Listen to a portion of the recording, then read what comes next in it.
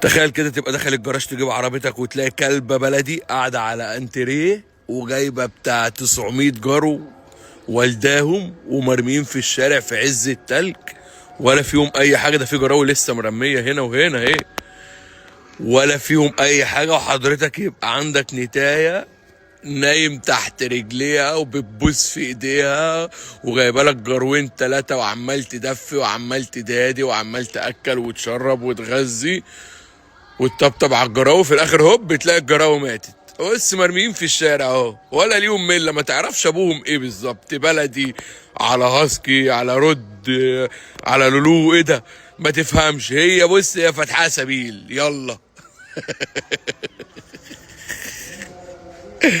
يا نهار ابيض، ده انا عندي انت لسه جايبه 3 جراوي وماتوا، قعدت اعيط عليهم 19 يوم. ما تفهمش ابوهم ايه والله. طب ايه ده بقى؟